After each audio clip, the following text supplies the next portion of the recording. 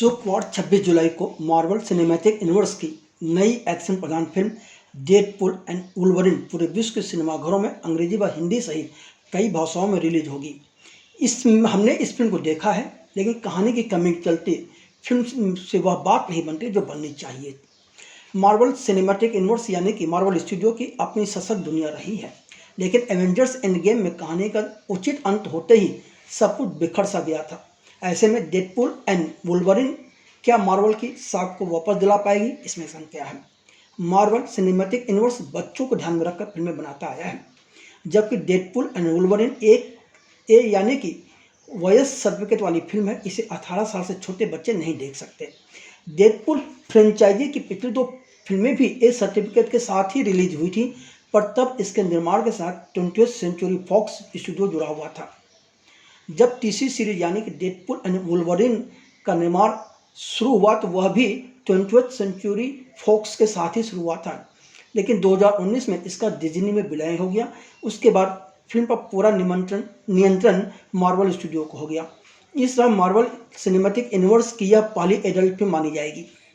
इसके अलावा जब 2016 में डेडपूल की मूल फिल्म आई थी तो वह आत्महीन हास्य, फूहर जोक्स, सेक्सी जोक्स, अच्छी तरह से कोरियोग्राफ किए गए एक्शन दृश्यों और इमोशनल कहानी के चलते हवा का एक ताज़ा झोंका थी। 2000 में प्रदर्शित डेडपूल 2 में भी यह सब था, जिसने लोगों को अपना दीवाना बना लिया था। लेकिन अब पूरे 6 साल बाद जब डेडपूल की तीसरी सीरीज डेडपूल एंड वुल्वरीन आई है तो इसमें वह जादू गायब है। इसमें डेडपूल यानी कि रेयन रेनॉल्ड्स के साथ ही लोगन के वुल्वरीन ह्यू जैकमैन को भी जोड़ा गया है। इसके बावजूद वह बात नहीं बन पाई जो पिछली 2 फिल्मों में थी। कहानी के स्तर पर भी यह अति कमज़ोर फिल्म है। हाँ, अगर आप अश्लील, फूहर, अभद्र जोक्स या गाली गलौज सुनने, अतिहिंसा, खून खराबा, नग्नता देखने के शौकीन हैं तो आपको आनंद आएगा। फिल्म की कहानी का जहाँ तक सवाल है तो फिल्म के शुरू होने पर चिर परिचित अंदाज में दर्शकों को सीधा संवाद करते हुए विल्सन और डेडपूल यह यकीन दिलाने की कोशिश करते हैं कि लोगों का चहेता एक्स-मैन वुल्वरीन मरा नहीं है। विल्सन हर हाल में वुल्वरीन को ढूंढना चाहता है। फिर हम देखते हैं कि अपने दोस्तों के साथ डेडपूल और वेड विल्सन एक कार का सेल्समैन बनकर आम जीवन बिता रहा है। गर्लफ्रेंड से उसका ब्रेकअप हो चुका है, उसे एवेंजर बनना है पर वहाँ रिजेक्ट हो चुका है। उसके जन्मदिन की पार्टी पर टाइम वेरिएंस अथॉरिटी ब्रह्मांड की एक पुलिस उसे मिस्टर पैराडॉक्स के पास ले जाते हैं। मिस्टर पैराडॉक्स उससे कहता है कि उसे किसी बड़े मकसद के लिए चुना गया है। वह भी एवेंजर्स की तरह ही दुनिया को बचा सकता है, लेकिन इसके लिए उसे अपनी समय रेखा छोड़नी होगी। हालांकि ऐसा करते ही उसकी समय रेखा यानी कि उसकी अपनी दुनिया खत्म हो जाएगी। जेम्स लोगन उर्फ वुल्वरीन की मौत के बाद से सारी समय रेखा बिछोड़ने लगी हैं। अब समय रेखा को बचाने के लिए डेडपूल मल्टीवर्स में जाकर वुल्वरीन को ढूंढता है और उसी के साथ एक टीम बनाकर आगे लड़ाई लड़ना चाहता है। इसी बीच अलग अलग कालखंडों में और अलग अलग धरतियों पर हो रही घटनाओं पर नज़र रखने वाली टाइम वेरिएंस अथॉरिटी यानी कि TVA और मल्टीवर्स एजेंसी इस बार डेडपूल को उठा ले जाती हैं और डेडपूल को उसके रेस्ट्रो फ्यूचरिस्टिक कार्यालयों में ले जाती है, तो जो उसे अचानक जीने का एक नया कारण दिया जाता है कि उसे उसके ब्रह्मांड और उसमें रहने वाले लोगों को बचाना है। डेडपूल और वुल्वरीन को अपने साथ जोड़कर एक मल्टीवर्स होपिंग साहसिक कार्य पर निकलता है। यह जोड़ी अंततः शून्य में पहुंचती है, जहां कोरेंद्रा नोवा सुपर विलेन अस्वीकृतों को मैड मैक्स एक्स क्रू पर शासन करती है, जबकि भूले हुए सुपर हीरो की रैगटैग टीम प्रतिरोध का नेतृत्व करती है। यह सब एक नहीं बल्कि 2 बड़े टकरावों को ले जाता है। कई घटनाक्रम तेजी से बदलते हैं। फिर डेडपूल और वुल्वरीन पूरे मार्वल मल्टीवर्स को बचाने के लिए दौड़ लगाते हैं। इसके बाद क्या होता है यह जानने के लिए तो आपको फिल्म देखनी पड़ेगी।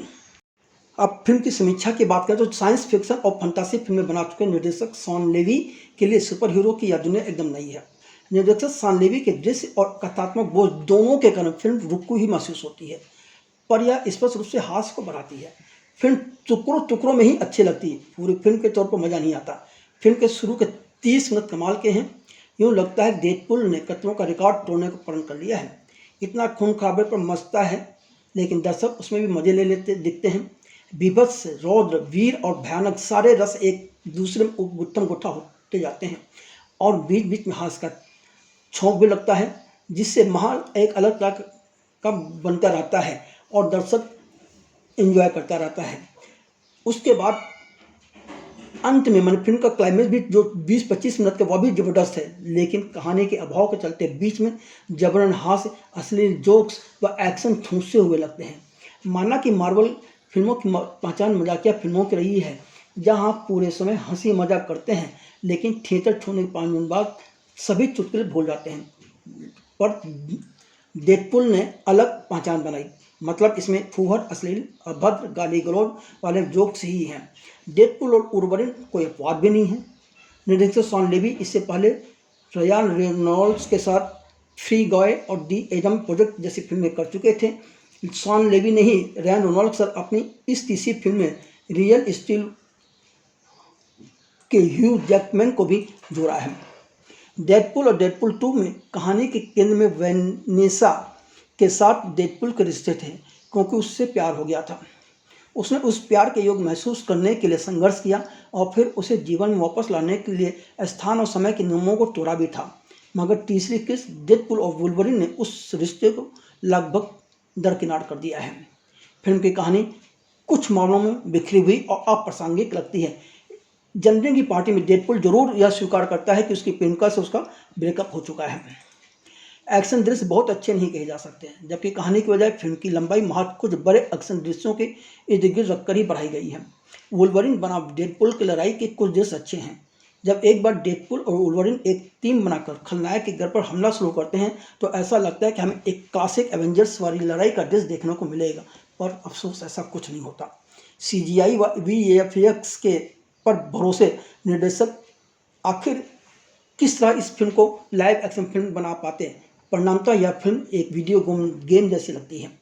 कुल मिलाकर निर्देशक शॉन लेवी की कॉमेडी निर्देशन पर मजबूत पकड़ है, लेकिन एक्शन के मामले में काफ़ी कमज़ोर साबित हुए हैं। निर्देशक की अपनी कमियों के चलते यह फिल्म एक मजाक बनकर रह गई है। काश फिल्मकार ने कहानी पर ध्यान दिया होता। सुपर हीरो के प्रशंसकों को यह फिल्म अवश्य देखनी चाहिए, मगर परिवार के साथ नहीं। जहाँ तक अभिनय की बात है, तो डेडपुल के किरदार में रयान रेनॉल्ड्स और वुल्वरीन के किरदार में जैकमैन का अभिनय शानदार है। रयान रेनॉल्ड्स डेडपुल के पात्र को आत्मसात कर चुके हैं। हाजिर जवाबी जोक्स के बीच गंभीर होकर दमदार एक्शन करना उनके पात्र को दूसरे सुपर हीरो से अलग बनाता है। रयान रेनॉल्ड्स की हरकतें चेहरे पर पूरी तरह से फिट बैठती हैं।